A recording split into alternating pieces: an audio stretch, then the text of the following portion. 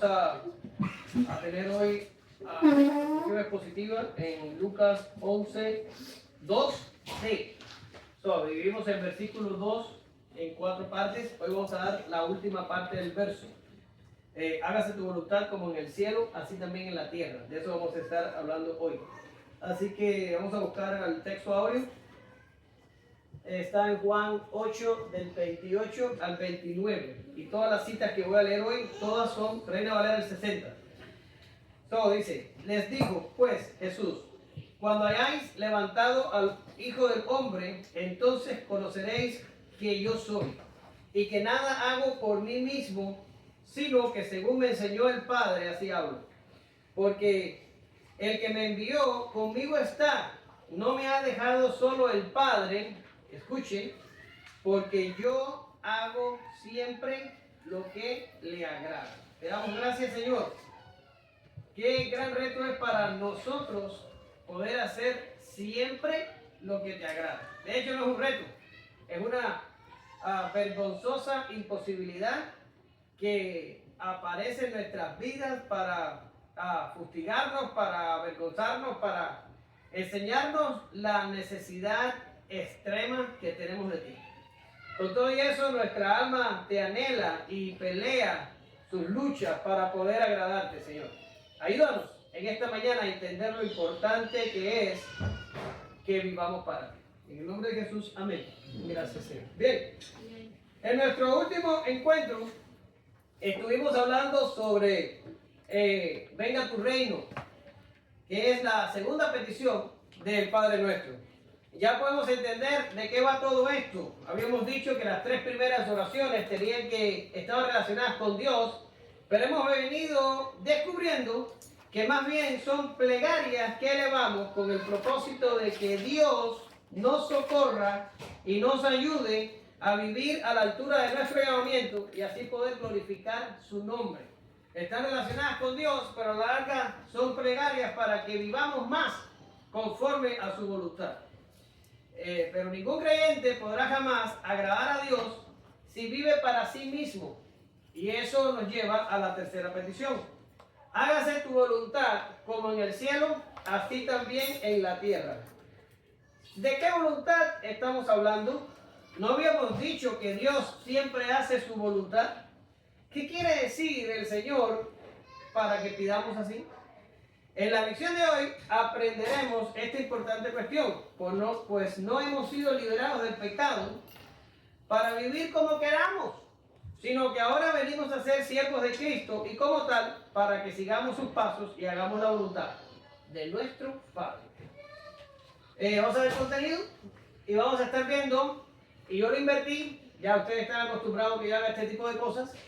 El texto dice, hágase tu voluntad como en el cielo, así también en la tierra, pero por razones didácticas lo puse al revés. Y entonces vamos a ver, número 1, como en el cielo, número 2, así también en la tierra, y número 3, hágase tu voluntad. Así vamos a estarlo viendo. Mi cabeza lo entiende mejor así. ¿Ya está? Bien. Pues sin demora vámonos con lo primero, como en el cielo. Lo primero que quiero que sepan, y esto es pura cosa informacional, o sea, es algo que deben saber, pero que realmente no tiene ninguna implicación en la interpretación en nada que vamos a estar haciendo hoy. Pero hay una diferencia en las traducciones originales, no originales, porque ninguna traducción es original, sino que en los documentos en griego que tenemos hay diferencias. Por ejemplo, el texto bizantino, que es del que toma la Reina Valera del 60 y la Reina Valera de todas las Reinas Valera que andan por ahí, porque está la del 60, la del 95 y hay unas cuantas. El texto bizantino incluye esta petición en la oración. Sin embargo, el Westcott and Hort no la incluye. Y de este toman la Biblia de las Américas, la Nueva Versión Internacional, la traducción del lenguaje actual, la Nueva Traducción Viviente, y solo les estoy mencionando versiones que ustedes están acostumbrados a encontrárselas por ahí. Hay más de un lado y del otro, pero estas últimas que mencioné no incluyen la tercera petición. Quiere decir que del venga tu reino, saltan al pan nuestro, dánoslos hoy. Ya está, no incluye la tercera petición.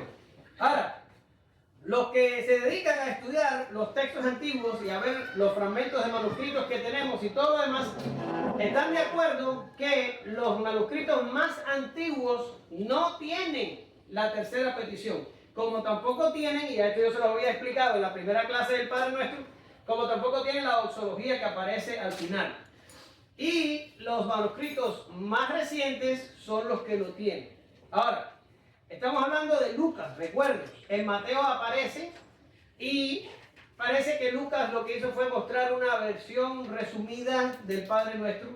Sin embargo, ya les digo que nosotros en nuestro estudio sí la vamos a incluir porque la Reina Valera lo incluye, el texto de Santino también lo incluye. Esto es pura información, por si acaso saltan para la Biblia de las Américas y ven que no está ahí. ¿Y qué pasó? Bueno, pasó que en el Westcott and Hort no está. ¿Ya está? Bien, dicho esto, vamos a irnos a cómo en el cielo. No sé si ustedes en una lectura regular, cuando leyeron el Padre Nuestro, lo notaron, pero cuando Jesús empieza, Jesús dice, Padre Nuestro, ¿qué? Que estás en los cielos, plural.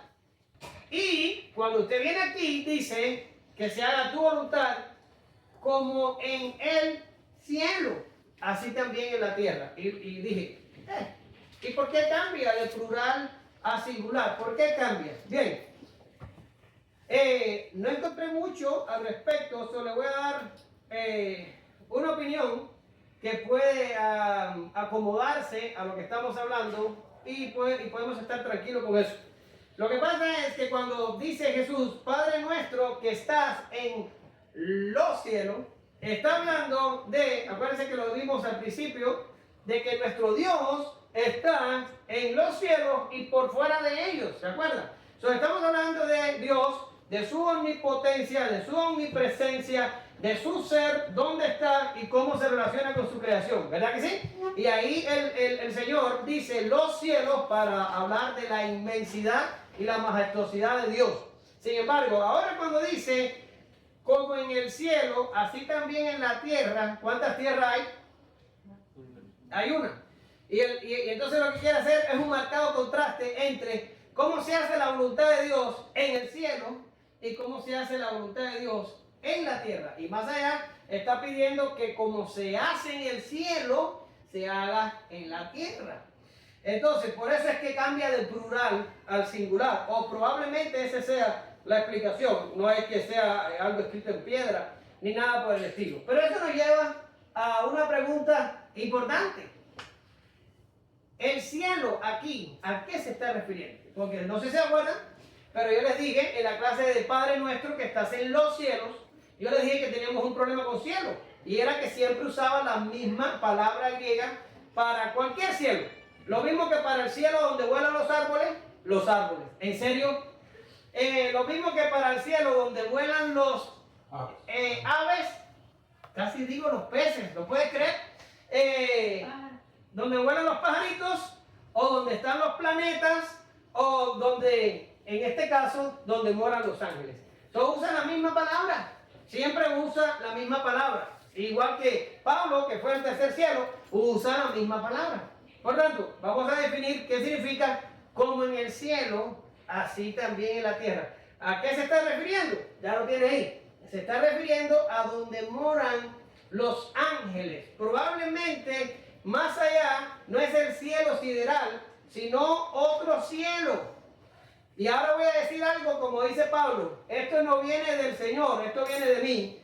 Probablemente un cielo por fuera del universo.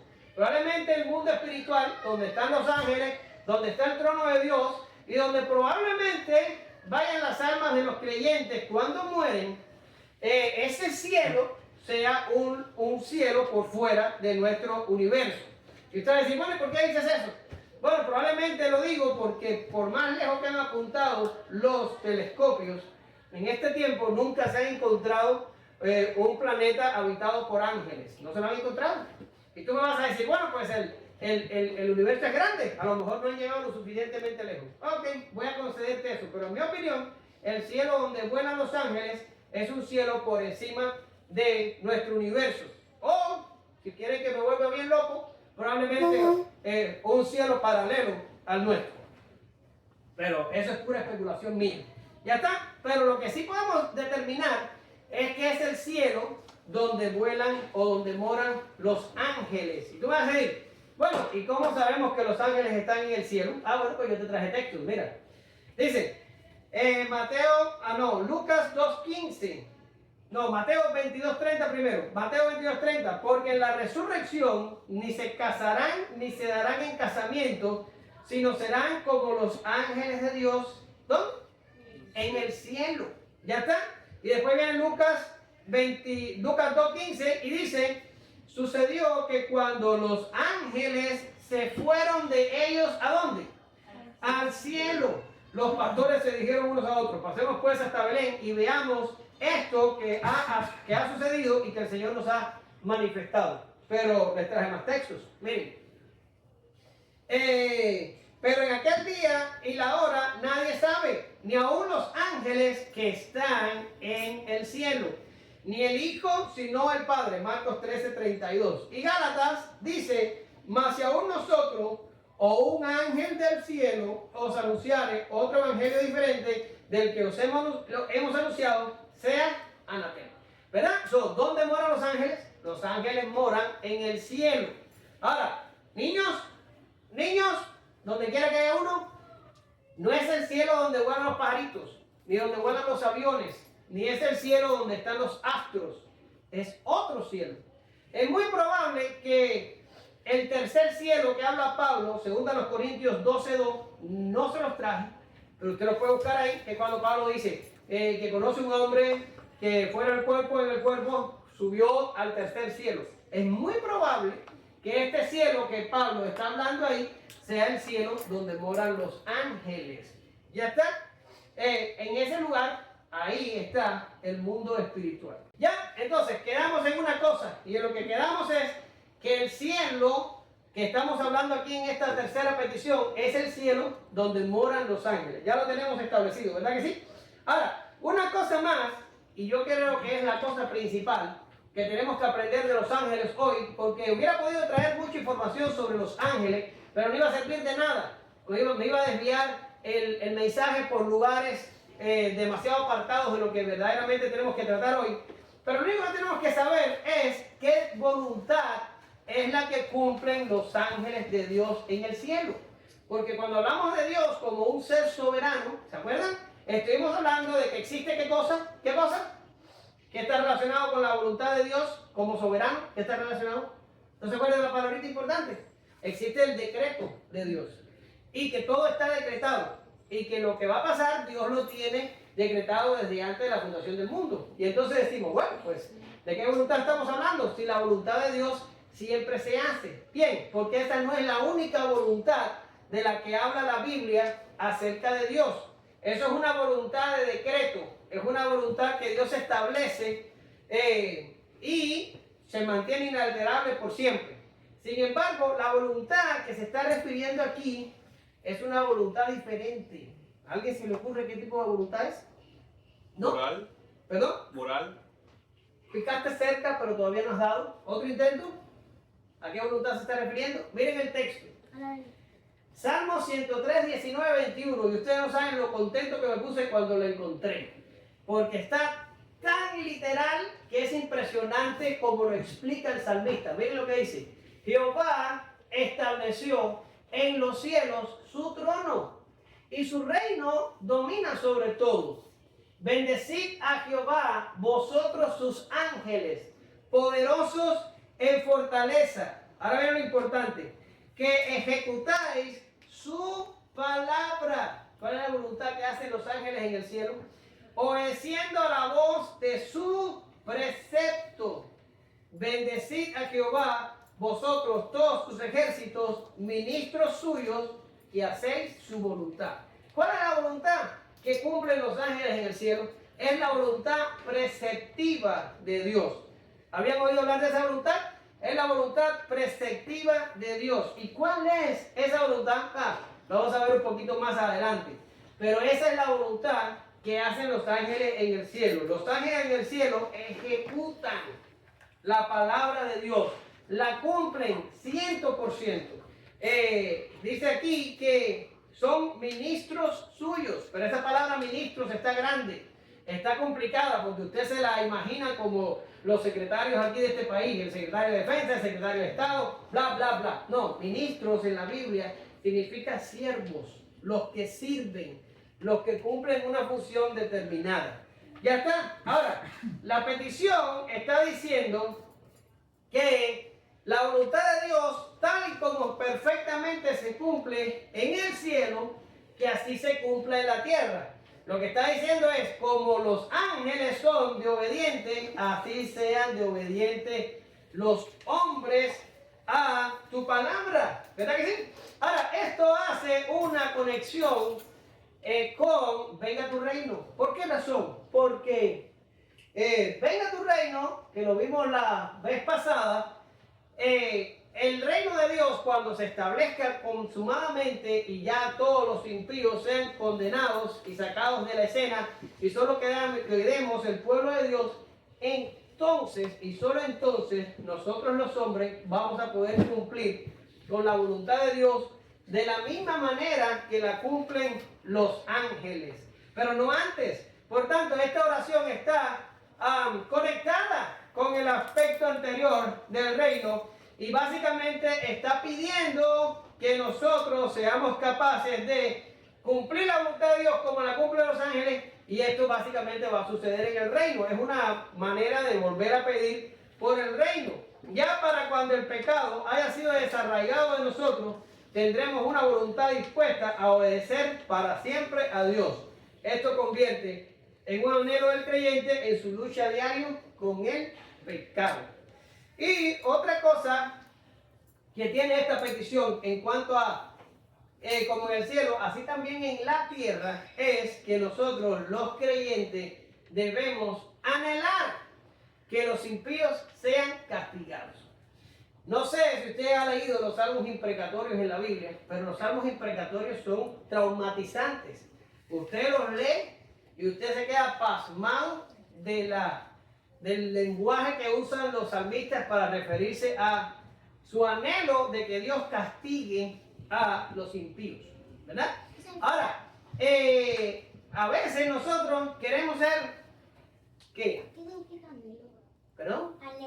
Anhelo, deseo, una cosa que quisieras. Ahora, nosotros a veces queremos ser más buenos que Dios. Y tenemos que tener cuidado con estas cosas, porque a veces queremos que incluso Dios perdone o que Dios le pase la mano al inconverso, al impío, al que está ofendiendo a Dios todos los días de la vida. En nuestra cultura actual es muy normal lo que Sproul llama la justificación por muerte. ¿Saben a lo que me estoy refiriendo? Todo el que se muere es muerto. ¿Ha ido usted a un funeral donde han dicho, bueno, pues gracias a Dios estamos enterrando a este malvado, ya no va a haber menos delincuencia en la tierra porque estamos enterrando a este sinvergüenza delincuente? Nunca ha ido, ¿verdad? Nunca. Cuando usted va a un funeral, todo el que se entierra es maravillosamente bueno. Era un buen padre, era una maravilla de persona, era honesto, era trabajador. Es una pérdida para la humanidad que haya muerto fulano. El fulano fue un demonio.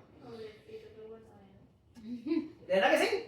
Ahora, hermanos queridos, tenemos que entender una cosa. Nosotros, por la gracia de Jesucristo, somos lo que somos. Pero los pecadores, los que hacen pecado contra Dios todos los días, están ofendiendo al Dios del universo.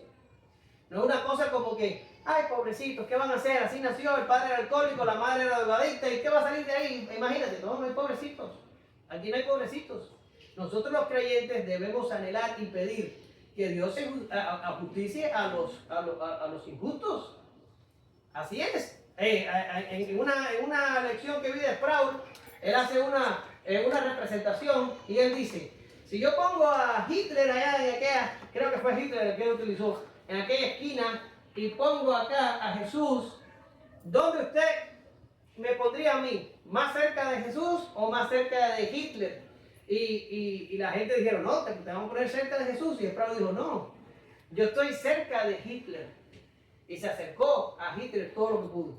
Dice, así estamos nosotros los creyentes. ¿Por qué? Porque todavía estamos en el mundo y nuestra naturaleza pecaminosa todavía está en nosotros y todavía tenemos toda esa suciedad y estamos, a pesar de que somos justificados y regenerados y tenemos unas promesas de salvación, estamos tan alejados de Cristo por causa del pecado que todavía mora en nosotros y que todavía practicamos. Ahora, cuando yo esté en el cielo, voy a estar verdaderamente cerca de Jesús y lejos del pecado porque voy a ser transformado y voy a recibir un cuerpo que no peca. Y cuando esté en esa situación, voy a entender que es justo para Dios que los impíos estén pagando en el infierno. Por tanto, es producto de nuestra propia injusticia que todavía queda en nosotros, que todavía nosotros somos solidarios con el que peca. No podemos ser así. Al que peca hay que decirle, está mal, puedes hacerlo, está mal, aunque caigamos mal. Y nosotros como creyentes tenemos que reaccionar en nosotros cuando nosotros somos los que pecamos. Porque nosotros no nos dio Dios su sangre, y lo estoy diciendo con toda intención, porque Jesús es Dios, para que andemos pecando como el inconverso. ¿Qué cosa es eso? Y nosotros debemos anhelar el castigo de los impíos.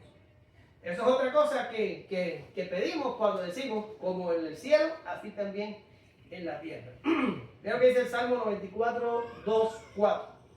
Engrandécete, oh juez de la tierra, da el pago a los soberbios. ¿Hasta cuándo los impíos? ¿Hasta cuándo, oh Jehová, se gozarán los impíos? ¿Hasta cuándo pronunciarán, hablarán cosas duras y se vanagloriarán todos los que hacen iniquidad? ¿Hasta cuándo? ¿Te molesta? ¿Te sientes ofendido cuando ves el pecado? Porque deberías sentirte ofendido. Hágase tu voluntad como en el cielo, así también en la tierra. Y vamos a pasar a la parte central. Y vamos a hablar, hágase tu voluntad. Pero ahorita dije, es la voluntad preceptiva, pero no lo expliqué. Pero ahora vamos a explicar qué es lo que es la voluntad preceptiva. La voluntad de precepto es en lo que Dios se deleita. Es en una absoluta obediencia a su ley santa, que es un reflejo de su naturaleza santa, la que continuamente es violada y que profundamente ofende su santo ser y hace a los infractores objeto de la ira de Dios. ¿Qué es lo que es la voluntad de precepto? La voluntad de precepto es la ley. La ley. Los 10 mandamientos.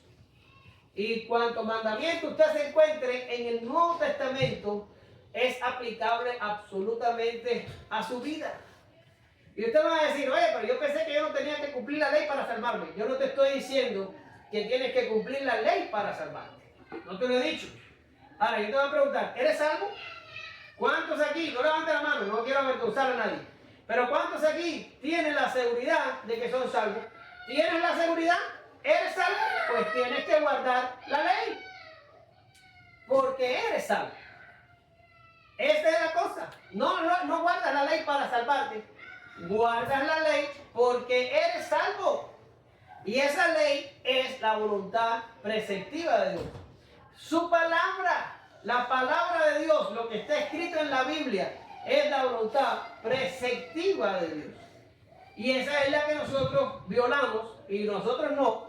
La que los impíos violan con cada suspiro, con cada respiración, con cada palabra que sale de su boca, con cada paso que dan sus pies, violan la voluntad preceptiva de Dios. La violan. Y nosotros los creyentes también la violamos a veces cuando no guardamos el debido cuidado. También la violamos. Y esa voluntad es la que usted está pidiendo, hágase tu voluntad, como en el cielo, así también en la tierra, porque los ángeles cumplen esta voluntad de Dios absolutamente todo el tiempo. Hermano, ¿y siempre fue así? No, no siempre fue así. Los teólogos hablan que los ángeles tuvieron un tiempo de prueba donde se les dio a una parte de los ángeles la posibilidad de permanecer firmes, pero a otra cantidad de ángeles no, y esta cantidad de ángeles pecaron y al pecar fueron expulsados del cielo. Ya está. Y ya voy a abundar más sobre eso, porque no es tema de la clase. Pero los ángeles que quedaron, que la Biblia lo llama los ángeles predestinados, estos ángeles cumplen todo el tiempo la voluntad de Dios. No incurren en pecado, ni siquiera uno. No pecan. Esos ángeles no pecan. Y esa es la petición, que nosotros los hombres tampoco lo hagamos, que no pequemos, ni siquiera una vez, ni siquiera con el pensamiento. Me vas a decir, hermano, es imposible. Claro que lo es. En nuestras condiciones actuales lo es. Pero oramos para que cada día seamos más cerca del ideal, no más lejos. Peleamos nuestra lucha diaria con el pecado y es una lucha, una guerra sangrienta, real contra el pecado, para cada día pecar menos. Ese es el trabajo suyo y el trabajo mío. Por eso oramos, hágase tu voluntad, como en el cielo, así también en la tierra. Y ahorita decía que los que ofenden esta ley, los que ofenden este proceso, este precepto, son infractores y por tanto objeto de la ira de Dios. Vean lo que dice, a ver arriba, Romanos 1:18, dice: porque la ira de Dios se revela desde el cielo contra toda impiedad e injusticia de los hombres que detienen con injusticia la verdad. Cualquier persona que peca, aunque sea una vez, un solo pecado, es objeto de la ira de Dios. Ahora, ya hablamos de la voluntad de Dios, ya hablamos de que el precepto de Dios son todos sus mandamientos, son todo lo que está estipulado en la palabra de Dios como regla para nuestra vida. ¿Ya está? Ahora, ¿cómo es la voluntad del hombre? Y cuando estoy hablando de la voluntad del hombre, no estoy hablando de la voluntad de los creyentes. Estoy hablando de la voluntad del hombre, el hombre carnal, el hombre que no es creyente. ¿Cómo es la voluntad de él? ¿Cómo es la voluntad de este hombre no regenerado con respecto a la voluntad preceptiva de un Dios santo? ¿Cómo es? Bueno, pues te traje citas que hablan por sí solas. El hombre caído está dispuesto a obrar en dirección opuesta a Dios. Esto no significa que lo hará. O sea, él no es un robot creado para pecar. No es así, no significa que lo hará, sino que siente o desea profundamente hacerlo. A cada momento es tentado y en cada momento que obra peca, obedeciendo al pecado y aborreciendo la ley de Dios en el proceso. Quiere decir, los seres humanos que no son regenerados no pecan, ¿cómo decir? Obligadamente. No es como que no quiero pecar, mira, pequé porque algo me obligó. No, no funciona así. Tienen una inclinación, tienen una fascinación por hacerlo, pero todavía ellos pueden decir, no lo voy a hacer. Por tanto, cuando lo hacen, se convierten en infractores. Y esa es la esencia de todo. Porque si el hombre pecara como un robot, Dios no pudiera hacer un reclamo moral sobre sus acciones. Pero por cuanto él cada vez que lo hace voluntariamente, entonces es culpable y objeto de la ira de Dios. Vamos a ver lo que dicen los textos para que ustedes entiendan lo que estoy diciendo. Miren, y les traje textos a lo largo de toda la escritura, para que no se quejen. Desde el mero principio hasta allá un poquito, creo que les traje hasta una cita del Nuevo Testamento. Pero miren lo que dice Génesis 5:5. Y Jehová vio que la maldad de los hombres era mucha en la tierra. ¿Y qué dice ahora? Y que todo designio de los pensamientos del corazón de ellos era de continuo solamente al mal. Y eso fue como unos 1500 años después de ser creada la humanidad. 1500, 1600 años más o menos, creo que eso fue lo que pasó desde la creación hasta que vino el diluvio. Pero de todas maneras, una búsqueda rápida de internet, después de dar usted la cantidad de años exacta en la que esto pasó. Pero no había pasado mucho tiempo cuando Dios vio que el hombre simplemente estaba totalmente inclinado al mal. Pero bueno, vino el diluvio, barrió con todo, de Noé y de sus 3 hijos, sacó Dios la nueva humanidad. ¿Y qué pasó? Bueno, pues mire lo que pasó. Y respondió Aarón, no se enoje mi Señor. Tú conoces al pueblo que es inclinado al mal. Éxodo 32, 22.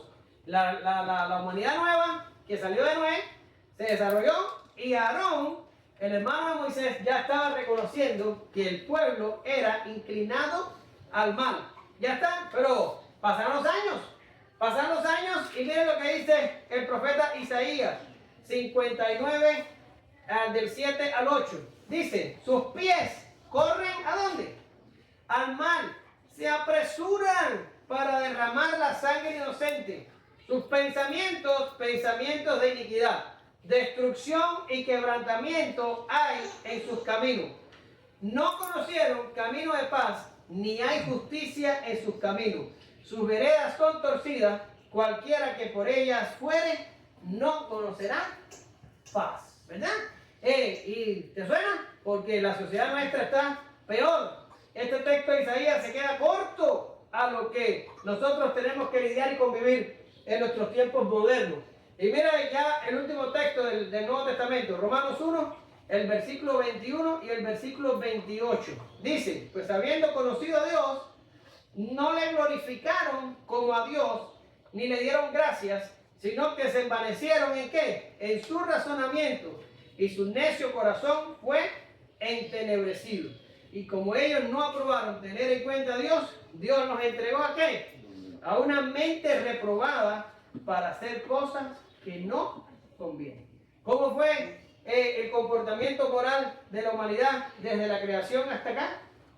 De inclinado, de continuo al mal.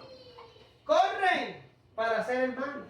Corren, se desesperan por hacer lo malo. Esa es la voluntad del hombre. Eso éramos usted y yo. Porque Pablo dice, eso éramos algunos de nosotros antes que fuéramos rescatados por la gracia de Dios. Así éramos. Que corríamos a hacer el mal. Dios nos decía, es por aquí. Ay, qué bueno que me dijiste. Para ir a la inversa. Y salían desprendidos a hacer el mal. ¿Usted es así? ¿Usted es una persona que se le parten los pies corriendo hacia el mal? Usted es una persona inconversa. Usted es una persona que tiene el conflicto y que tiene el bien por acá y el mal por acá y no sabe qué hacer. Probablemente usted sea cristiano. Pero si usted es una persona que está desesperado por hacer lo malo, usted es una persona sujeto a la ira de Dios. Y te voy a decir, la ira de Dios debe ser algo impresionante. Se lo decía a ustedes en un mensaje hace poco. Y si quieren entenderlo, hágalo al revés. Haga una contraposición. ¿Qué es lo opuesto a la ira de Dios? Díganme usted. ¿Qué es lo opuesto a la ira de Dios? El amor de Dios. ¿Y cómo es el amor de Dios? Imagínate cómo es el amor de Dios para con los escogidos. Que agarró a su hijo, la segunda persona de la Trinidad, y la mandó a este insignificante mundo pecaminoso y pestilente a nacer. Para salvarlo usted. Pero no fue suficiente con nacer. Vivió. No fue suficiente con vivió. Murió. Por nosotros. Todo eso lo hizo el amor de Dios. Ahora piensa que si Dios hizo una cosa tan absolutamente impensable por amor, piensa lo imaginativo que va a hacer cuando se manifieste su ira. Créanme, usted y yo no queremos estar ahí. Porque la ira se va a mostrar y se va a mostrar tan grande como se mostró su amor. ¿Sí? Ahora, ¿cómo es la voluntad del creyente? Por medio de las gracias salvadoras y sobre todo por el nuevo nacimiento, el creyente puede desear y querer hacer la voluntad preceptiva de Dios. Es cierto que todavía queda en él la vieja naturaleza, pero Dios por medio de su Espíritu dota al creyente de todo lo necesario para vencer sobre el pecado que mora en él. Ve lo que dice el Salmo 119. En los primeros 8 versos, es hermoso este salmo. Pero mira lo que dicen estos solo 8 versos. Escucha. Y acuérdate que estamos hablando de voluntad preceptiva, de su ley, de sus mandamientos, de sus ordenanzas. Y mira lo que dice el salmista. Bienaventurados los perfectos de camino, los que andan en la ley de Jehová. Bienaventurados los que guardan sus testimonios y con todo el corazón le buscan. Pues no hacen iniquidad los que andan en sus caminos. Tú encargaste que sean muy guardados tus mandamientos. Ojalá fuesen ordenados mis caminos para guardar tus estatutos. Entonces no sería yo avergonzado cuando atendiese a todos tus mandamientos. Te alabaré con rectitud de corazón cuando aprendiere tus justos juicios. Tus estatutos guardaré, no me dejes enteramente. Ese es el corazón de alguien que ha recibido la regeneración. Ese es el corazón de alguien que quiere hacer, que quiere cumplir con los estatutos de Dios. Ese es el corazón de un creyente. Ese es el corazón de un creyente. Ahora tú vas a decir, hermano, pero es que es difícil. A veces lucho y a veces gano, pero a veces pierdo. A veces subo, pero a veces bajo. A veces camino y me golpeo. Eso es el camino. Es así. No es de otra manera. No caminamos en perfección. Ojalá, lo dice el salmista. Ojalá fueran ordenados mis caminos para guardar tus estatutos. ¿Qué pasa? Que a veces flaqueamos, caemos, nos levantamos, nos dan el golpetazo, quedamos inconscientes y volvemos a salir y nos volvemos a levantar. Esa es la lucha, pero tiene que haber lucha. Ahora, mientras más tú te expones a los medios, más posibilidades tienes de salir victorioso en las peleas. Pero mientras más te alejas, más posibilidades tienes de vivir una vida de vergüenza. Es lo que dice aquí. Entonces no sería yo avergonzado, porque cuando el creyente peca, no va a faltar alguien que venga, ajá, sí que eres cristiano, mira lo que estás haciendo, ajá, no me digas que eres cristiano, mira lo que hiciste. Si no lo hace tu compañero, lo va a hacer tu amigo, si no tu esposa, si no tu esposo, si no tu hijo, o si no el propio diablo, se te va a aparecer y te va a decir, ah, mira que eres cristiano, no me digas que eres cristiano, ¿en serio que lo eres? Y vas a ser avergonzado. Pero mientras más te acercas a los medios que Dios proveyó para tu santidad, más posibilidades tienes de ganar la pelea. Dios no te dio todo esto para que tú andes en derrota y con la cabeza baja y que la gente te mire y te diga, ya empezaste a hacer la torre y no vas ni por la mitad y ya te desalentaste, no has puesto ni un ladrillo más. ¿En serio? No, Dios no te puso para eso. Dios te puso para que tu vida avance y crezca y madure y mejore. Mira lo que dice Segunda de Pedro 1, del 8 al 10. Dice, porque si estas cosas están en vosotros y abundan, no os dejará estar ociosos ni sin fruto en cuanto al conocimiento de nuestro Señor Jesucristo.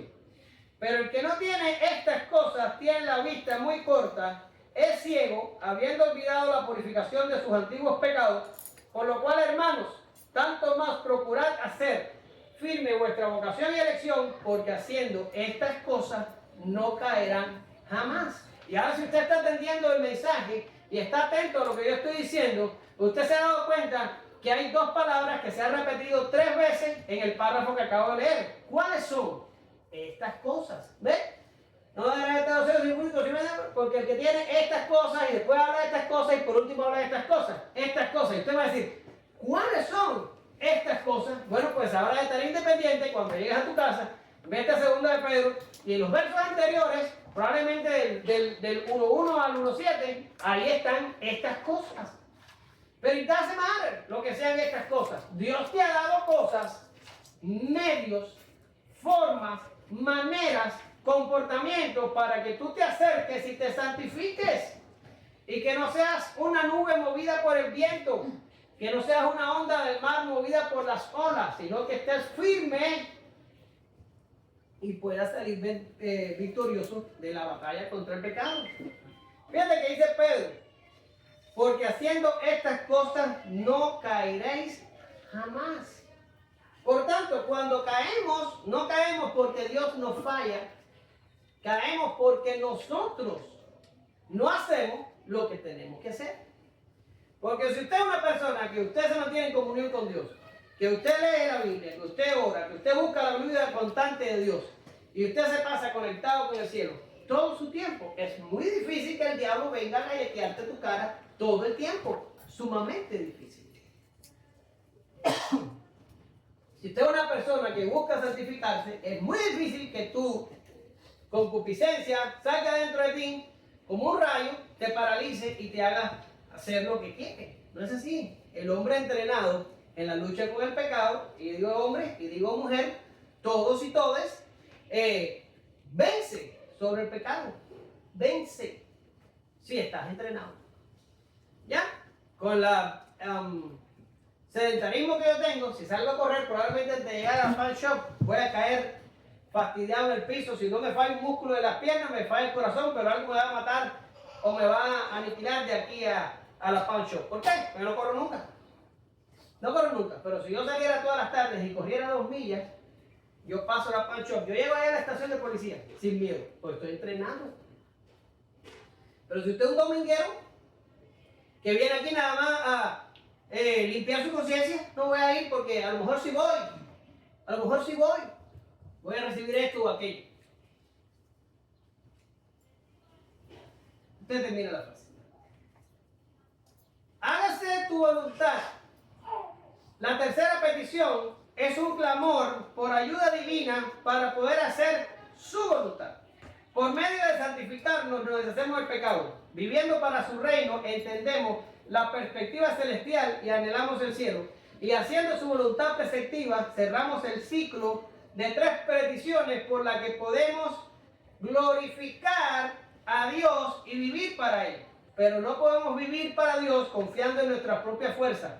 Tenemos que clamar a Él.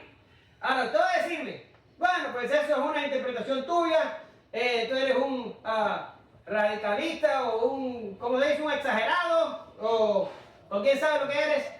Bueno, yo te voy a enseñar símbolos confesionales, cosas que escribieron gente antes de nosotros. Te voy a enseñar el Catecismo Mayor de Westminster. Y vamos a ver si lo que dicen ellos es lo mismo que yo te he predicado en toda esta mañana. Está un poco largo, pero téngame paciencia y vamos a leerlo. Y mira lo que dice. En la tercera petición que dice, hágase tu voluntad, así como en el cielo, también en la tierra, reconociendo que nosotros y toda la humanidad no solo estamos totalmente incapacitados e indispuestos a conocer y hacer la voluntad de Dios, sino que estamos inclinados a rebelarnos contra su palabra, a quejarnos y a murmurar contra su providencia, y completamente inclinados, dígame cuando se acabe, completamente inclinados a hacer la voluntad de la carne y del diablo, pedimos que Dios, por medio de su Espíritu, quite de nosotros y de los demás toda ceguera, debilidad, indisposición y perversidad de corazón, y que por medio de su gracia nos haga capaces y dispuestos para conocer, hacer y someternos a su voluntad en todas las cosas, con la misma humildad, alegría, fidelidad, diligencia, celo, sinceridad y constancia de los ángeles en el cielo. ¿Es lo mismo que hemos estado hablando? ¿Se parece o está diferente? Es lo mismo. Catecismo Mayor de Westminster, pregunta 192. Es lo mismo. Pero vamos a darle el beneficio de la duda. Mira lo que dice el Catecismo de Heidelberg, que se los digo a mis hijos. Mira, dice, pregunta, día del Señor 49, pregunta 124. Y dice, hágase tu voluntad, así en la tierra como en el cielo. Es decir, permite que nosotros y todos los hombres renunciemos a nuestra propia voluntad y sin murmuraciones obedezcamos la tuya, que es la única buena, para que de esta forma todos cumplamos los deberes propios de nuestra condición y llamamiento con tanto gusto y tanta fidelidad como lo hacen los ángeles en el cielo. ¿Sí? ¿Estamos ¿es lo mismo que hemos dicho o es diferente? Es absolutamente lo mismo. La interpretación nuestra está muy parecida a la interpretación de nuestros símbolos confesionales. Ahora, me vas a decir, ¿cómo hacemos su voluntad? ¿Cómo podemos cumplir con su voluntad preceptiva? ¿Cómo? Bueno, pues orando es lo primero que tienes que hacer. ¿Por qué razón? Porque no vas a hacer la voluntad preceptiva de Dios queriendo hacer tu voluntad. ¿Ya? Si ahora agarro un vaso y lo traigo lleno de agua y está lleno de agua hasta arriba, ¿le podré poner refresco? ¿Le podré? No, porque está lleno de agua. ¿Qué tengo que hacer para ponerle refresco? Tengo que tirar el agua y poner entonces el refresco. Así mismo pasa con nosotros y nuestra voluntad. Si tú no te vacías de tu voluntad, si no renuncias a ella, si no la pisoteas, si no dices, no es importante lo que Omar quiera, lo que Omar quiere yo lo voy a sujetar y lo voy a pisotear y lo voy a obviar y lo voy a rechazar, voy a hacer la voluntad de Dios. Nunca vas a hacer la voluntad de Dios, siempre vas a terminar haciendo tu voluntad. Que dice los símbolos, que dice todo lo que hemos hablado, que es inclinada a hacer lo opuesto a lo que Dios quiere. Por tanto, lo primero que tienes que hacer para hacer la voluntad de Dios, primero, es orar, porque no lo vas a hacer sin ayuda. Segundo, tienes que despojarte de tu voluntad, la tienes que desechar. No puedes decir, ¿qué es lo que yo quiero? No puedes, cuando estás haciendo algo que tú quieres, ya es muy probable que estés diferente a la voluntad de Dios. Y lo tercero que tienes que hacer es conocer la voluntad de Dios. ¿Cómo sabes lo que Dios quiere si no lees la Biblia? ¿Cómo sabes? Ya, la gente está acostumbrada y le encanta ir a otros lugares donde viene un profeta y le habla estupideces en el oído. Este año sí es el año del no sé qué. ¿En serio? ¿Quieres oír la voz de Dios? Lee tu Biblia, léela en voz alta para que te sea más emocionante y vas a oír la voz de Dios. ¿Cómo vas a hacer la voluntad de Dios si no la sabes? La voluntad de Dios no te la puedo decir yo, ni te la puede decir nadie. La voluntad de Dios te la dice solamente la Biblia. Léela. 3 cosas. Vas a orar para pedir ayuda, vas a renunciar a tu voluntad y vas a estudiar la Biblia para que entiendas cuál es la voluntad preceptiva de Dios. Ahora,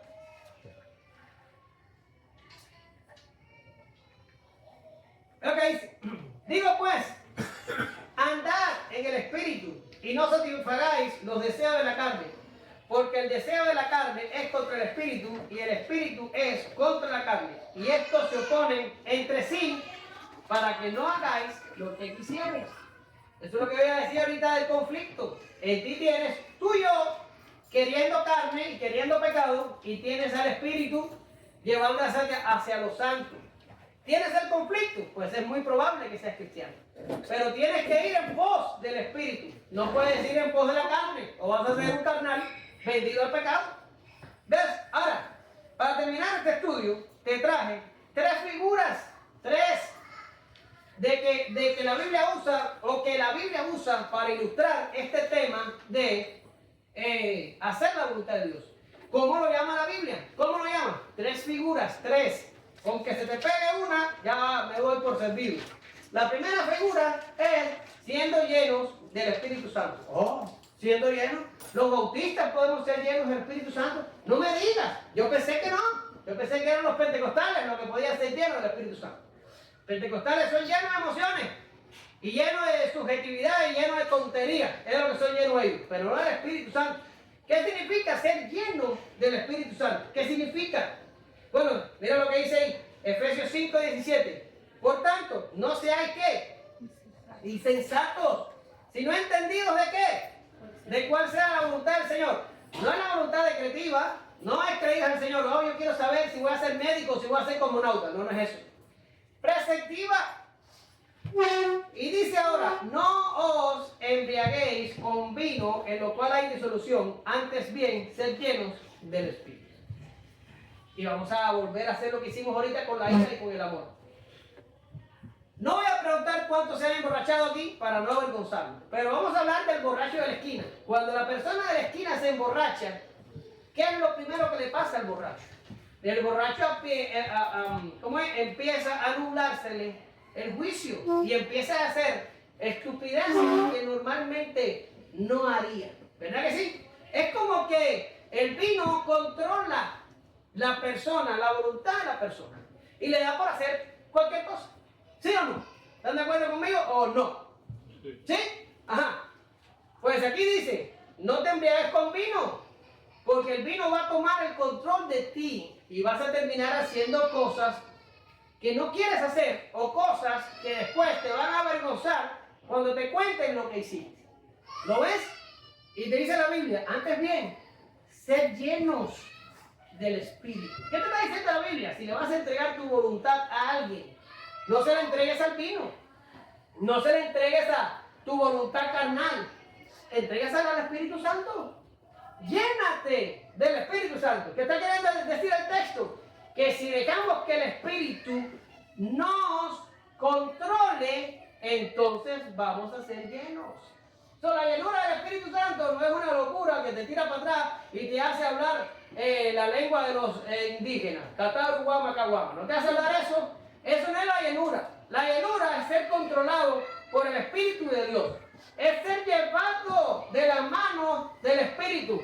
Y que no seas tú el que obra y lleva tu vida y dirige tu vida y encamina tu vida, sino que sea el Espíritu de Dios el que lo haga. Hermano, ¿y cómo lo logro? Renunciando a tu voluntad. Diciendo, Señor, que sea tu Espíritu, no yo. Que sea tu Espíritu, no yo. Y antes de actuar digo, pero ¿quién lo quiere hacer? ¿Lo quiero hacer yo o lo quiere hacer el Espíritu? Me quiero vengar de alguien en el trabajo. ¿Quién quiere vengarse? El Espíritu de Dios no se vengaría de alguien en el trabajo. No quiero ir a trabajar, quiero quedarme en la casa. Bueno, pues la vagancia será una cosa del Espíritu, será mía. Lo más probable es que sea mío. ¿Te haces esas preguntas cuando vas a tomar decisiones? ¿Te las haces? ¿O siempre tomas decisiones como un loco, por ahí va, intempestivamente, y después te das golpetazo contra la pared y sangras? ¿En serio? Otra figura. Estando crucificados en Cristo. Mira, primero, lleno del Espíritu Santo. Segundo, estando crucificados en Cristo. Mira lo que dice Pablo. Con Cristo estoy juntamente crucificado. Ya no vivo yo, mas vive Cristo en mí. Y lo que ahora vivo en la carne, lo vivo en la fe del Hijo de Dios, el cual me amó y se entregó a sí mismo por mí. ¿Lo ven? Es que no hace falta ni que yo te lo explique. Está súper claro. Pablo destaca que es ahora Cristo el que vive en él. Y en cuanto a la carne, él está crucificado. Dime, si yo te agarro y te crucifico en un palo y te clavo ahí, ¿tú puedes practicar pecado ahí en el palo? No. Tú puedes tomar decisiones, puedes decir, voy a salir, voy a hacer esto, voy a hacer aquello, voy a encontrar con fulano y voy a hacer lo otro. ¿Puedes? No. Estás crucificado en una cruz, o en un madero, o en un árbol, o en lo que sea que te crucifique. Si estás crucificado ahí, no puedes hacer nada. Y el apóstol Pablo dice, conjuntamente estoy con Cristo crucificado. Estoy ahí, amarrado en esa cruz. ¿Y puede el apóstol Pablo hacer algo allí? No. Por eso es que dice que lo que ahora vive en la carne, lo dicen, ¿verdad? Lo que ahora vivo en la carne, lo vivo en la fe del Hijo de Dios, el cual me amó y se entregó a sí mismo por mí. Es decir, en cuanto a la carne, Él está crucificado. Tenemos que orar y decirle, Señor, crucifica mi carne, crucifica mis deseos, crucifica mis afectos, crucifica mis pecados y haz que por fe tu Hijo pueda vivir en mí, pueda controlar mi vida, pueda guiarme por el camino que tú quieres que yo ande. Entonces así vas a poder tener una vida que venza sobre el pecado y haga la voluntad preceptiva de Dios. Crucificado, amarrado a un palo, no vas a poder. Es como cuando usted amarra a un perro. El perro anda suelto del patio y nadie entra, pero si usted lo amarra, las personas entran, porque saben que está seguro. Así mismo, crucificado a un palo, usted no va a poder hacer nada con su voluntad. Y la última figura es muertos al pecado. Esta está mejor todavía, ¿verdad? Yo te voy a pedir algo. Aquí cuando sales a la Bicentennial y cruzas el freeway antes del aeropuerto, ahí hay un cementerio, bien pequeño. Ahí está el cementerio. Yo te pido que hagas este experimento. Sale de aquí al culto y ve tu momento al cementerio.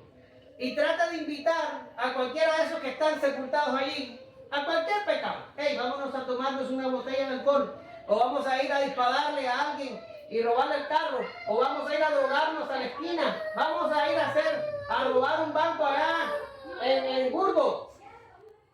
¿Tú crees que una de las personas que están sepultados allí va a ir contigo a hacer esas cosas? ¿Lo hará? ¿Por qué?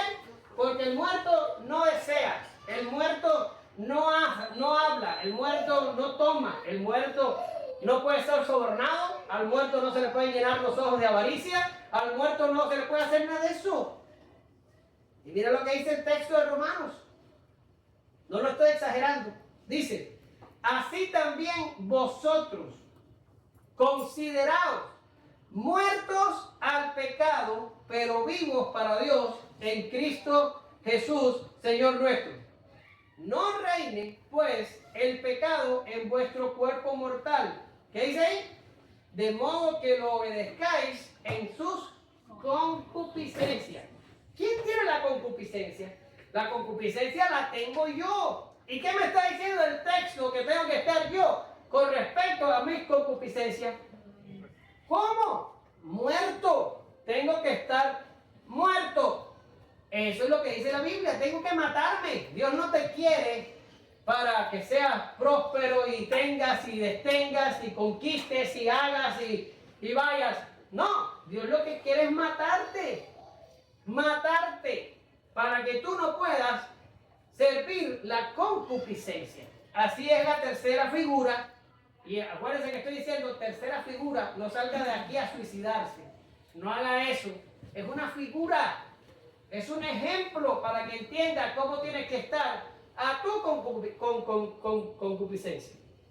Porque no es como que te puedes aparecer y decir, ya sabes, papá, es que el amigo mío me indujo. O ya sabes cómo son las novias me indujeron. O ya sabes cómo es, no sé qué. No, es nuestra concupiscencia. El pecado está en nosotros. Y si le damos un pedacito así, vamos a terminar rendidos a él. Por eso es que te está diciendo, para que no lo obedezcáis en la concupiscencia. Por tanto, ¿cómo tenemos que estar con respecto al pecado? Muertos. Un muerto no toma decisiones. Un muerto no quiere. Un muerto no hace. Un muerto no puede ser tentado. ¡Muérete! Eso es lo que se nos pide. Que muramos. Que muramos a nuestros deseos carnales. Solo así podemos hacer la voluntad de Dios. ¿Cómo vas a hacer la voluntad de Dios si estás lleno de carnalidad por dentro? ¿Cómo? De deseos mundanos, de deseos que solo lo tienen los impíos. Necesitas matar tu yo. Lo necesitas matar. De eso se trata el Evangelio. Concluyo. Dios no está comprometido a darnos una buena vida, ni a contestar todos nuestros caprichos. Ni siquiera está obligado a hacer que seamos felices. Dios quiere que muramos.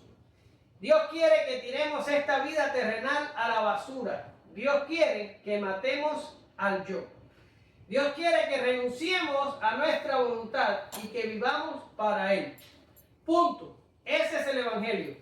Dios quiere que tu nueva naturaleza se imponga y busques su reino. Que te llenes de su palabra y guardes sus mandamientos. Esa es su voluntad. Por eso no es fácil hacerlo. Esa es la razón de la tercera petición. Debemos vivir para Él completamente, sin dobleces, sin estratagemas. Dios no pide menos que el 100%. No puede servir a Dios con el 90, ni con el 99, ni con el 99,99. No, Dios te pide el 100%. ¿Por qué? Porque Él lo dio todo por nosotros. Él dio a su Hijo. No es poca cosa. Su valor es incalculable. Así que tenemos esta lucha real y sangrienta. Tenemos que morir para que Cristo pueda vivir. Debemos clamar para recibir de Dios la fuerza, porque en esta empresa no podemos fallar. Te damos gracias, Señor, en esta mañana. Ayúdanos a hacer tu voluntad.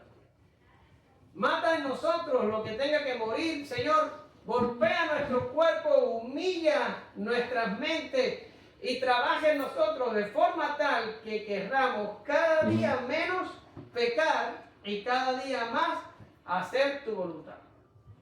Tu voluntad preceptiva, la voluntad tuya que está revelada en tu palabra.